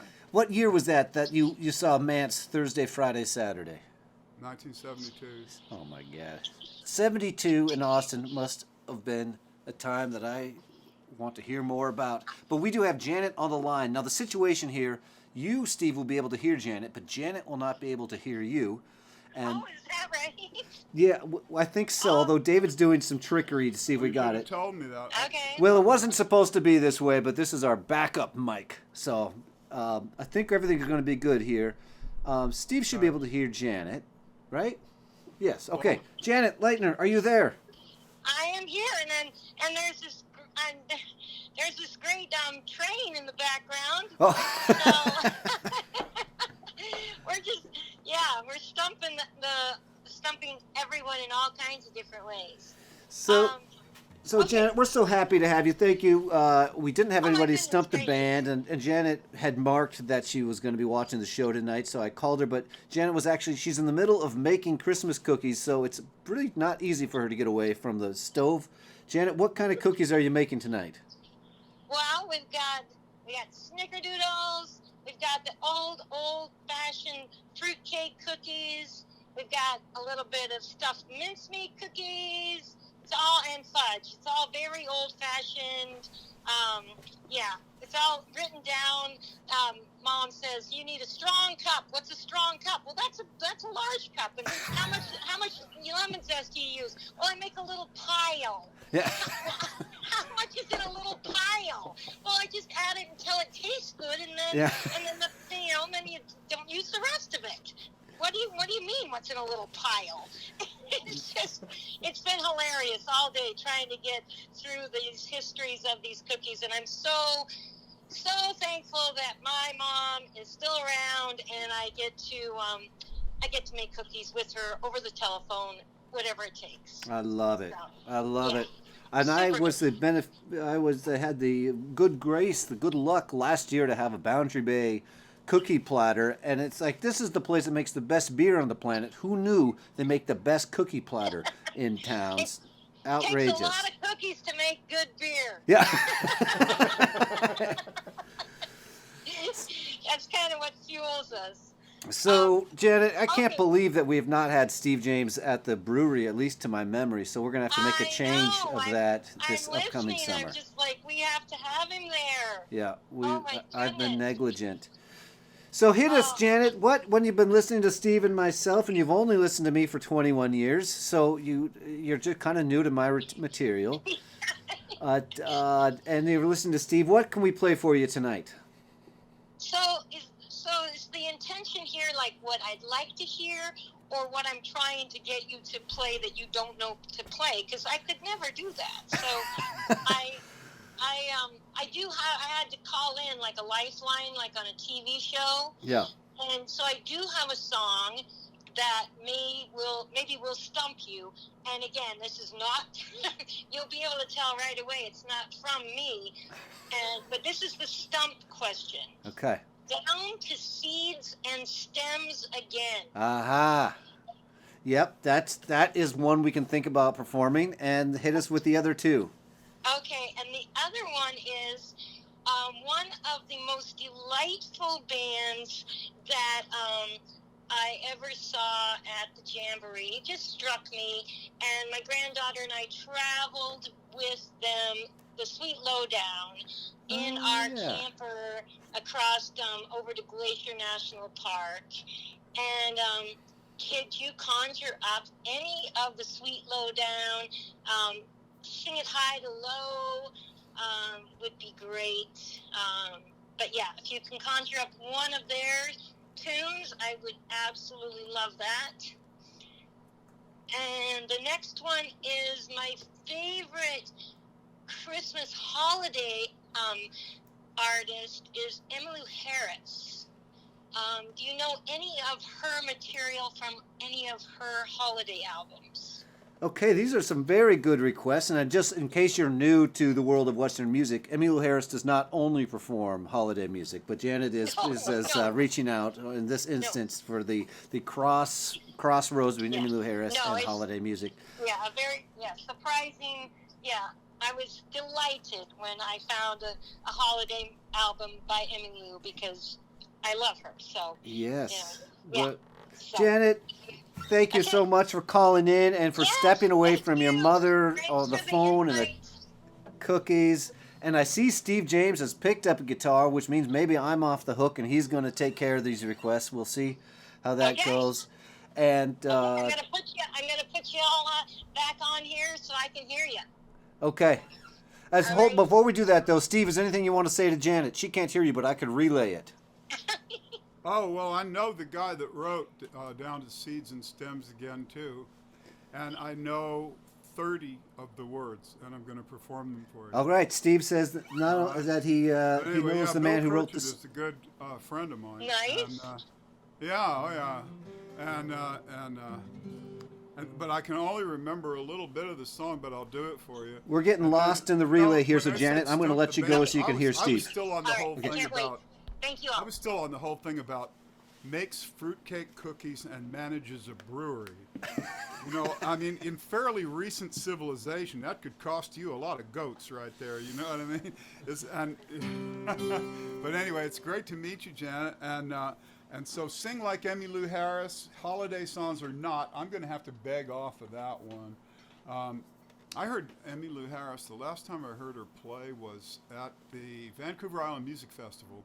She got out there. She was on a bill with K.D. Lang and Laurie Anderson. And yourself, and I was there Girls' watching you. Day. No, I wouldn't go anywhere near that stage. Yeah. But anyway, she got out there with a quartet, with a big old Gibson J200, and I swear she was playing her own hot and singing. I was going like, yeah, you go on, girl, it's good. But anyway, here's my old dog died yesterday, and he left me all alone. And nothing to eat but something, something, something. But that's just a drop in the bucket, girl, compared to losing you. And I'm down to seeds and stems again, too. I got them down to seeds and stems again, blue.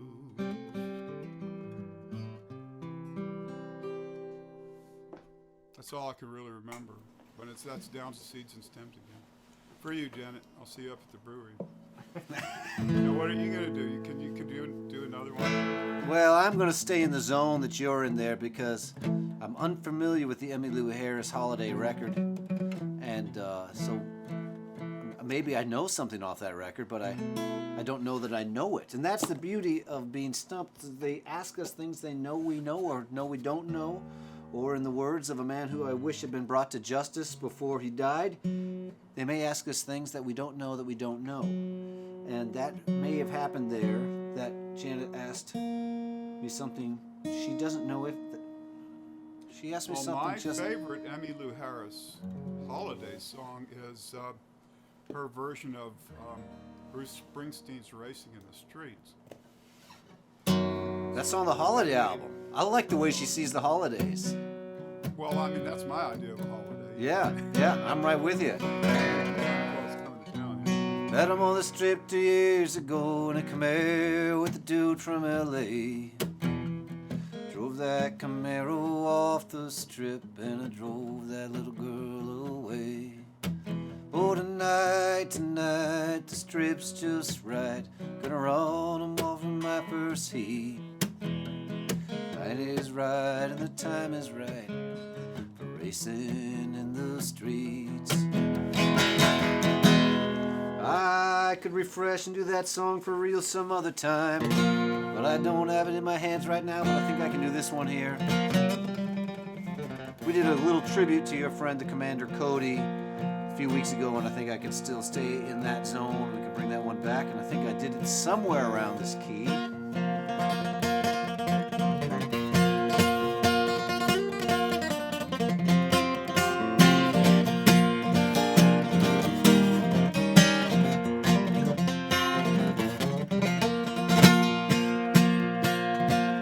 Well, the neon lights are flashing right downtown. 1,000 swinging doors gonna let you in. Tuck the kids in bed, 8 o'clock and then head to the ozone again. Lost in the ozone again.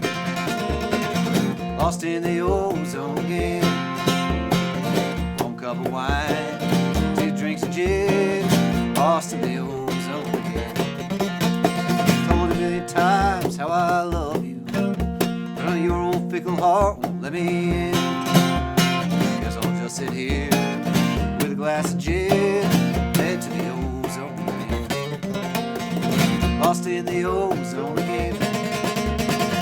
Lost in the ozone again. 1 drink of wine, 2 drinks of gin. Lost in the ozone again.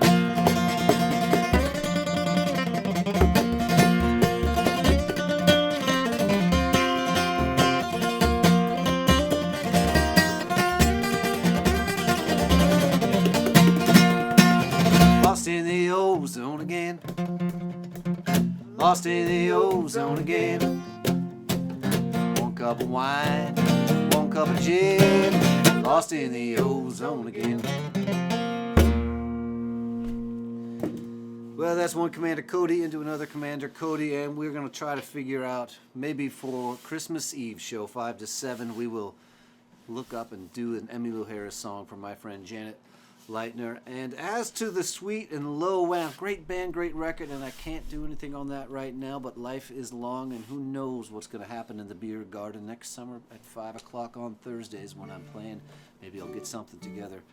By then, I want to remind everybody to send in some digital tips, please, to myself and my friend Steve James and to David Pender-Lofgren there. You send that money in, and we will send some digital courier service to send that digital money down to the back pocket of Steve James' jeans. And it looks like he's got the guitar, and he's got another one for us. Oh, I was just playing. I was still thinking about the Emmylou Harris. Yeah, bring it on. Record.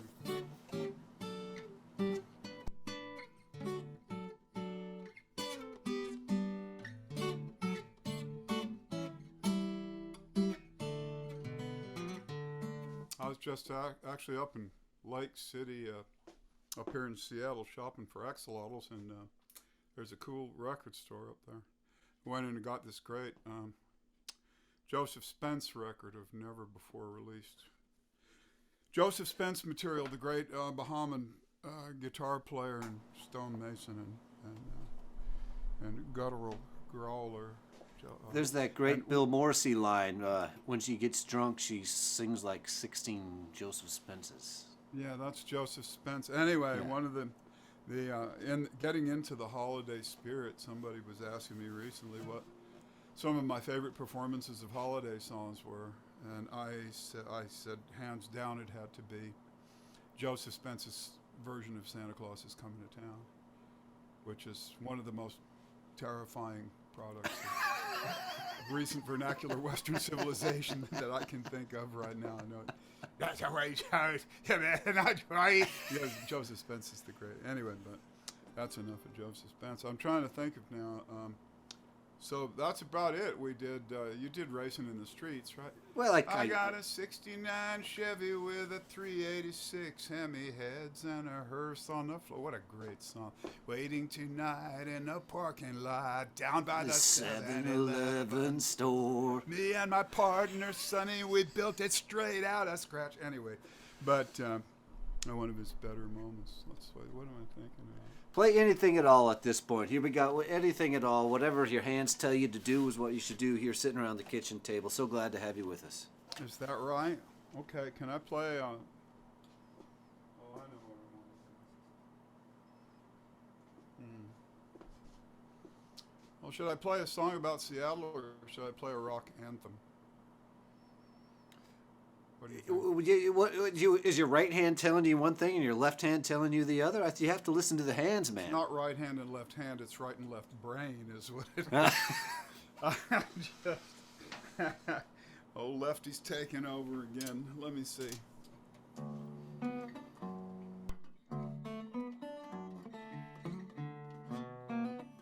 No, I know.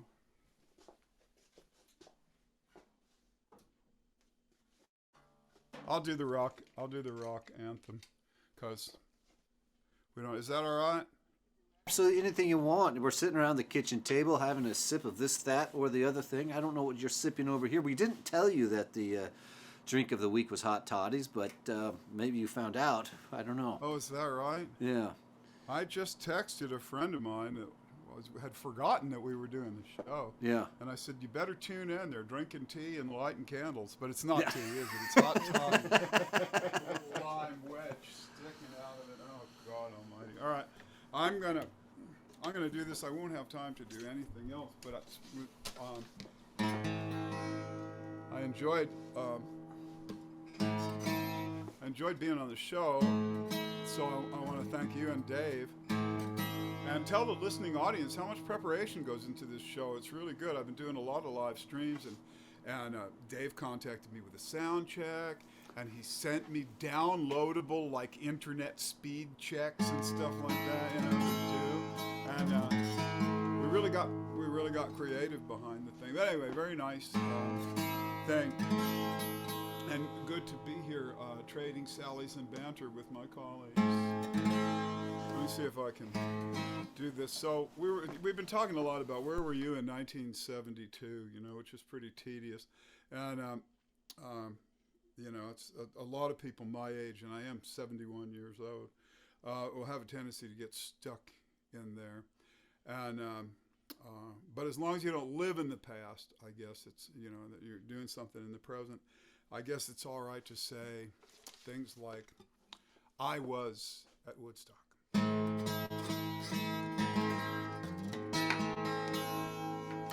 And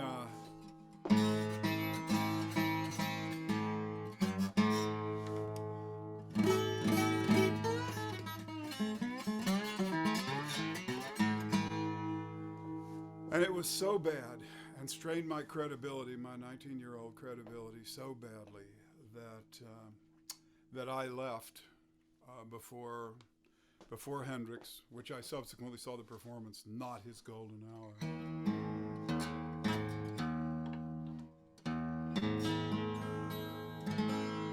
And I also left before Johnny Winter did this song. I'm going to leave you with this one.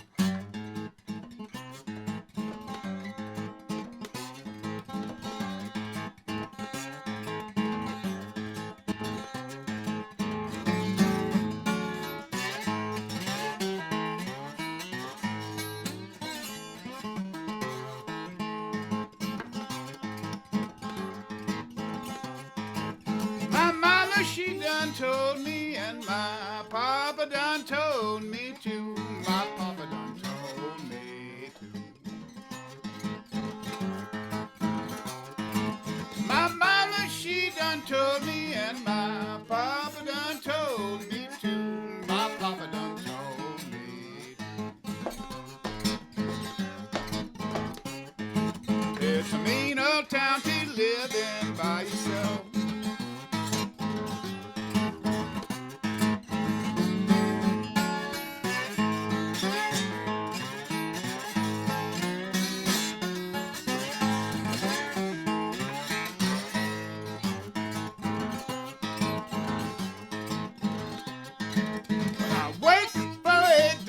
Could not save a lousy dime. I can't save a dime. I worked for $1, could not save a lousy dime. I can't save a dime.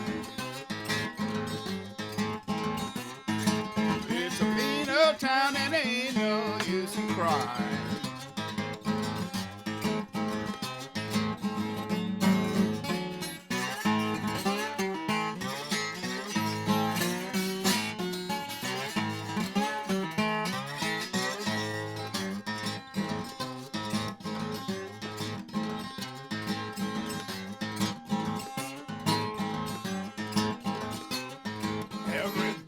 Got their hands out trying to get a hold of mine. They just want some of my cash. Feels like everybody got their hands out trying to get a hold of mine. They just want some of mine. They can't have none of my cash. Got a great big smiles and they keep on talking trash.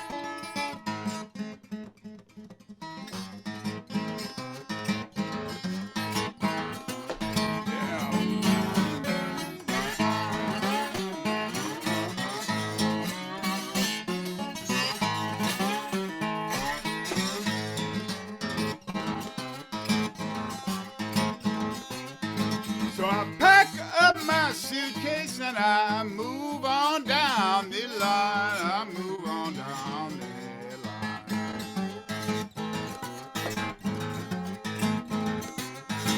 I pack up my suitcase and I move on down the line.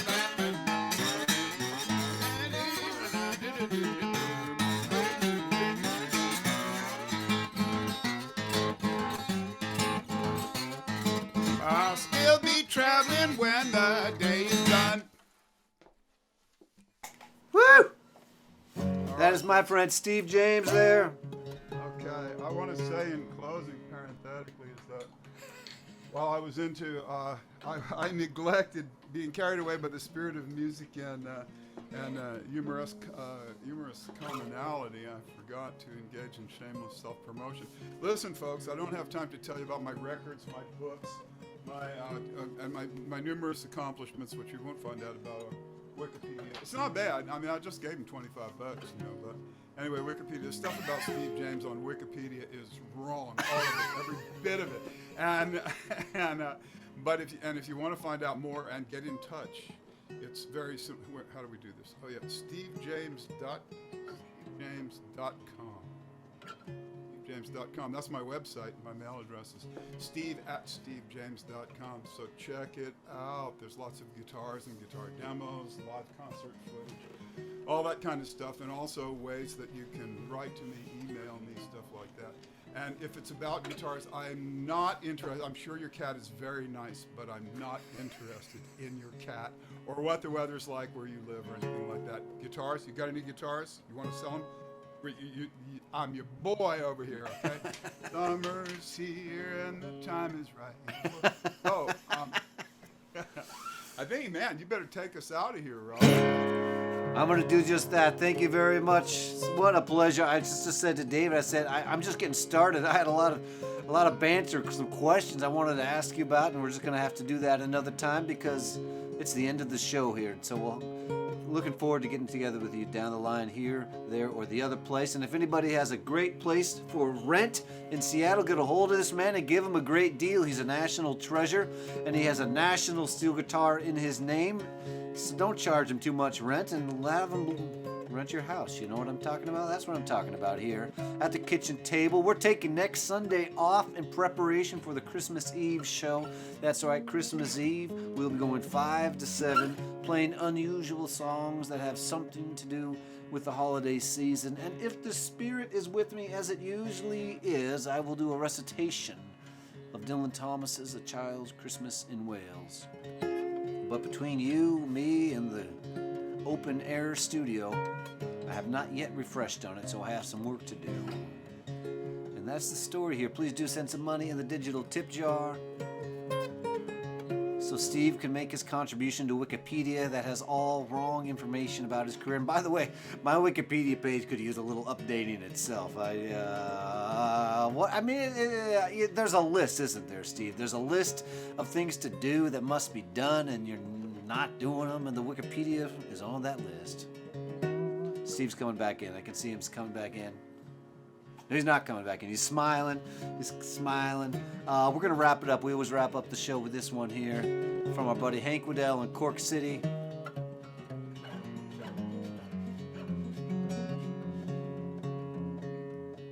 It's great to see you because we thought you were dead.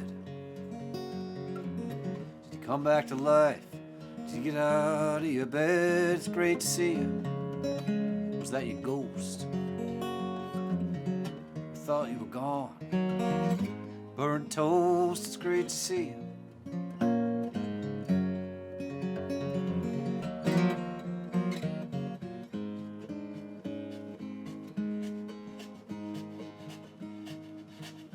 Whisper nothing, sing softly on your ear. Try not to cut short the moment that's here. Shadow it might be, feeling's clear. I couldn't ask for anything more. It's all about the times we share. It's all about the times we share.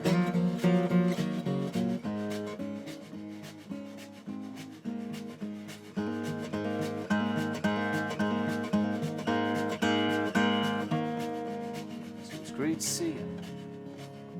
Are you gonna stay?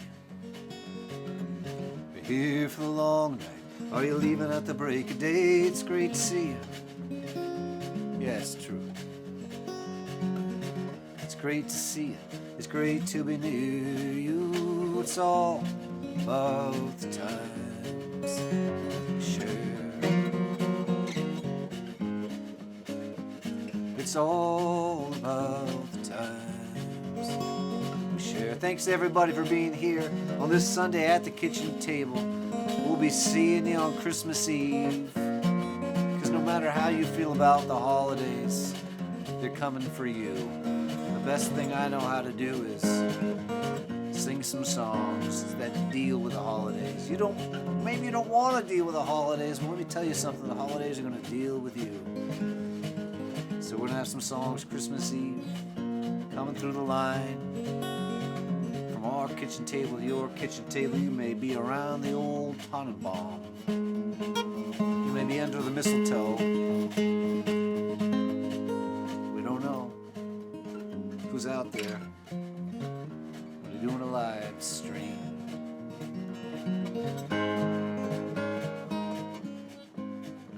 It's all about the times we share. Thanks to Steve James. Go to stevejames.com and sell him that guitar that's been in your closet. You're not playing it. Steve's gonna fix it up. He's gonna take that guitar out of the garbage can of your back closet that doesn't play, and he's gonna put about 75 hours of work into it, and then he's gonna sell it for about $175. So just call him up. He's your man. All right, everybody. We'll see you next week.